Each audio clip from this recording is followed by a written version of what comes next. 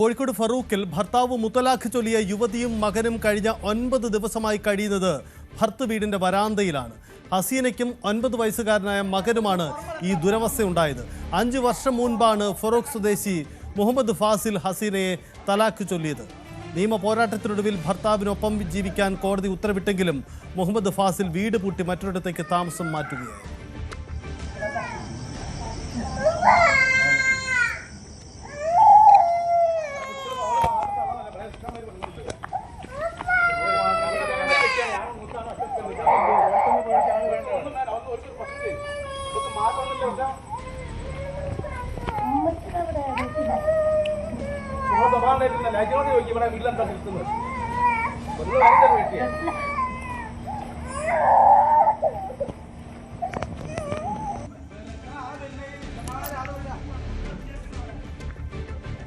MS Aneesh Kumar ചേരുന്നു.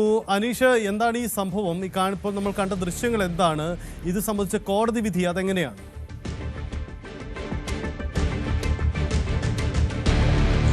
സജിത്ത്, കഴിഞ്ഞ ഒരാഴ്ചയിലധികമായി ഈ വീടിൻ്റെ വരാന്തയിലാണ് ഹസീനയും മകനും കഴിയുന്നത്. 9 വയസ്സുള്ള മകനാണ്. 2015 ഇവരുടെ വിവാഹം കഴിഞ്ഞത്. അതിന് ഏതാണ്ട് വർഷങ്ങൾ കഴിഞ്ഞപ്പോൾ തന്നെ ഭർത്താവും ഈ ഹസീനയുമായി തമ്മിൽ ചില അസ്വാരസ്യങ്ങൾ ഉണ്ടാവുകയും തലാഖ് ചൊല്ലുകയുമായിരുന്നു.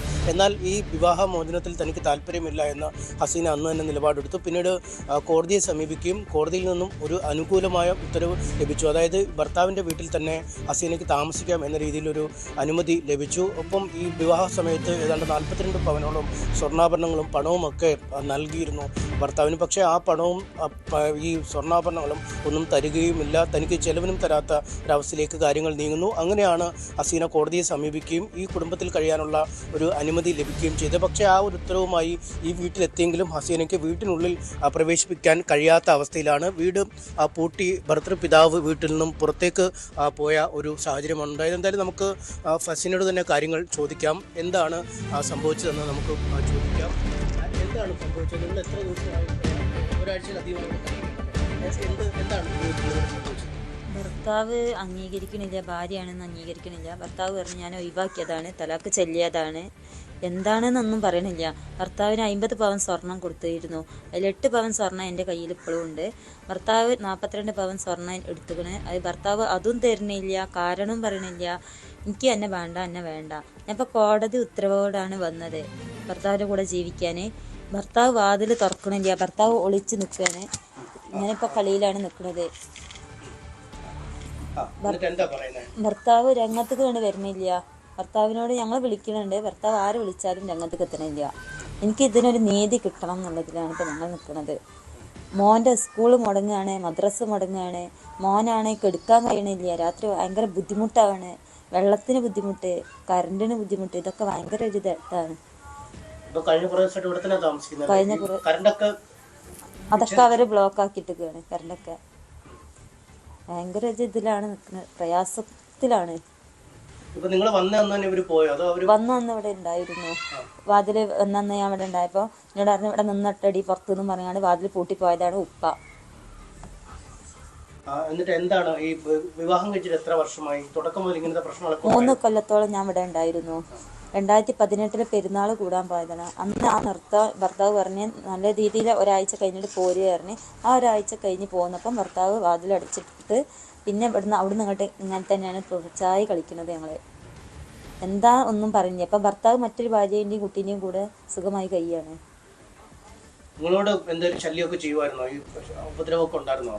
ഉപദ്രവം എന്ന് പറഞ്ഞാൽ ഭർത്താവിന് ഈ വിദ്യാഭ്യാസത്തിൻ്റെ ഒരു ഇത് ഭയങ്കര ഒരു ഇതാണ്. ഭർത്താവ് പറയാം വിദ്യാഭ്യാസം നിറക്കുറവോ, അത് ഭയങ്കരമായിട്ട് ഭർത്താവ് പറയുന്നുണ്ട്. എനിക്ക് വിദ്യാഭ്യാസം ഇല്ല, എനിക്ക് നിറക്കുറവാണ്, 2 മൂത്തച്ഛകളും നിറമുണ്ട്, ഇജ് അതേമാതിരി അല്ല, ഇതൊക്കെയാണ് ഭർത്താവ് പറയുന്നത്. പിന്നെ വെച്ചാൽ വയസ്സ്, അതും ഒരു ഭയങ്കര ഒരു ബുദ്ധിമുട്ടായിട്ടാണ്. വയസ്സ് പറഞ്ഞാൽ എനിക്ക് 22ാമത്തെ വയസ്സിലാണ് കല്യാണം കഴിക്കുന്നത്. ഇവർക്കൊക്കെ താത്താർക്കൊക്കെ പറഞ്ഞാൽ 18 ഇവിടെ നിന്നാണ് തേഞ്ഞതെന്ന്. അതിപ്പോൾ എൻ്റെ ഒരു കുറ്റമല്ലല്ലോ. അപ്പോൾ അത് മോന്റെ കാര്യം പ്രശ്നം ഉണ്ടാക്കുകയാണ്. മോനെ പറഞ്ഞാല് ബുദ്ധി ഇല്ലാന്ന്. ഇത് 1 വയസ്സാവാനായിട്ട് മുന്നേ എങ്ങനെ കുട്ടികൾക്ക് ബുദ്ധി ഉണ്ടാകാന്ന് എനിക്കറിയില്ല. അത് എൻ്റെ ഉപ്പാനോട് പറയാ, എന്നോട് പറയാ, ഇതൊക്കെ നിങ്ങൾ കൊണ്ട് കാണിക്ക് കുട്ടീനെ. പിന്നെയെന്ന് വെച്ചാൽ ഒരു കുട്ടി ഓരതല്ല എന്നുള്ളൊരു ഉന്നയിക്കലും ഉണ്ടായിരുന്നു അവർ. അതും ഞങ്ങൾ പറയണ്ടേ, അതും അവർ അംഗീകരിക്കണില്ല. മോനെ അവരെ കുട്ടിയാണെങ്കിൽ ഇപ്പോൾ അവരിങ്ങനെ ഇട്ട് കെടുത്തൂലല്ലോ, അവർ തിരിഞ്ഞു നോക്കൂലേ. ഇത്രയും ദിവസമായി ആ കുട്ടി അവിടെ നിൽക്കണേ, എൻ്റെ ഓടി നിൽക്കൽ തുടങ്ങിയിട്ട്. ഈ തലാക്ക് ചൊല്ലിയത് നിയമപരമാണോ? നിങ്ങൾ അറിയാതെയാണോ ഈ തലാക്ക്? തലാക്ക് ഞാൻ അറിയാതെയാണ് ചൊല്ലിയത്. അതിൽ തലാക്കിൽ എഴുതിയത് എനിക്ക് അവരെ വേണ്ടാന്നാണ് എഴുതിയത്, അതുകൊണ്ട് ഒഴിവാക്കുകയാണ് കേട്ടോന്ന്.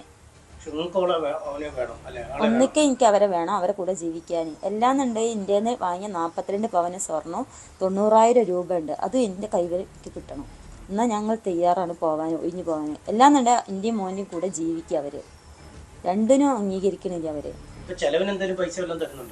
ചെലവിന് കോടതി 7,000 ഉറുപ്പ്യ പാസ്സാക്കിക്കണേ, അതിൽ 5,000 തരുള്ളൂ എന്ന് എഴുതി കൊടുത്തിക്കണേ.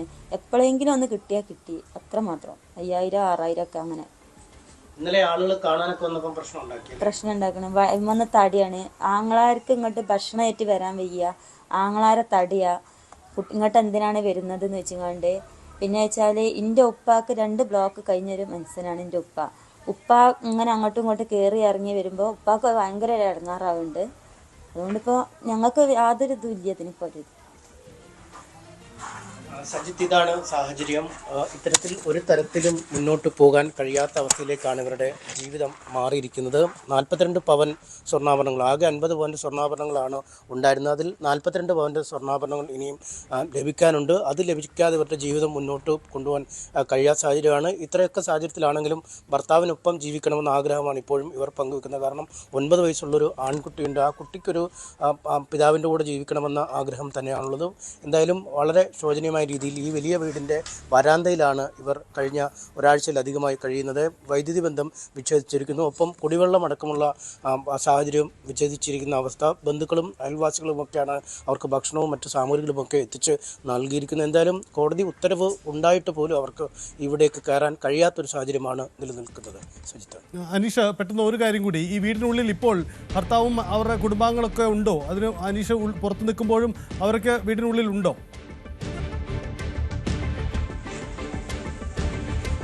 അവർ വീട്ടിൽ ആരുമില്ല. ഈ ഹസീന എത്തിയപ്പോഴേക്കും തന്നെ അവർ വീട് പൂട്ടി. അതായത് ഭർത്തൃപിതാവായിരുന്നു ഈ വീട്ടിലുണ്ടായിരുന്നത്. ഇവർ എത്തിയപ്പോൾ തന്നെ വീട് പൂട്ടി അദ്ദേഹം പുറത്തേക്ക് പോയി. ഒപ്പം ഭർത്താവ് പുതിയ ഭാര്യയോടൊപ്പം ഭാര്യയുടെ മറ്റു സഹോദരിയുടെ വീട്ടിലാണ് താമസിക്കുന്നത്. അയാൾ ഇവിടേക്ക് വരാറുമില്ല. ഇവിടെ മറ്റ് ഈ ഭർത്താവിൻ്റെ ജ്യേഷ്ഠനും ഭാര്യയും ഒക്കെ ഉണ്ടായിരുന്നു. അവരും ഈ വീട്ടിൽ നിന്നും മാറി മറ്റൊരിടത്തേക്ക് പോയി ഇരിക്കുകയാണ്. അതായത് ഒരാഴ്ചയിലധികമായി വീട്ടിൽ ആരും ഇല്ലാത്ത ഒരു സാഹചര്യം. ഈ യുവതിയും മകനും ഒപ്പം അവരുടെ അമ്മയും ഇപ്പോൾ താൽക്കാലികമായി സഹായത്തിനുണ്ട്. ഇവരല്ലാതെ വേറെ ആരും വീട്ടിലില്ല. നമ്മൾ ഈ ഭർത്താവിൻ്റെ പിതാവിനോടൊക്കെ സംസാരിച്ചപ്പോഴും ഒരു അനുകൂലമായ നിലപാട് അവരുടെ ഭാഗത്തുനിന്നും ഉണ്ടാകുന്നില്ല. ഈ യുവതി പറഞ്ഞ രീതിയിൽ 42 പവൻ്റെ സ്വർണ്ണാഭരണങ്ങളൊന്നും ഉണ്ടായിരുന്നില്ല, അല്ലെങ്കിൽ അത്തരത്തിൽ പണമൊന്നും വാങ്ങിയല്ല വിവാഹം കഴിച്ചത്. ഈ പൂർണ്ണമായും ഇവരോടൊപ്പം ജീവിക്കാൻ കഴിയാത്തൊരു സാഹചര്യമാണ് മകനുള്ളത്. അതുകൊണ്ട് അത്തരത്തിലുള്ള ഒരു ഒത്തുതീർപ്പുകൾക്കും തയ്യാറല്ല. അവരെത്ര നാൾ വേണേലും വരാന്തയിൽ കഴിഞ്ഞോട്ടെ, വീട് തുറന്നു നൽകാൻ തയ്യാറല്ല എന്ന് തന്നെയാണ് അയാൾ പറയുന്നത്. യെസ്, അതാണ് സാഹചര്യം. എന്തായാലും കോഴിക്കോടാണ് ഈ ദുരവസ്ഥ.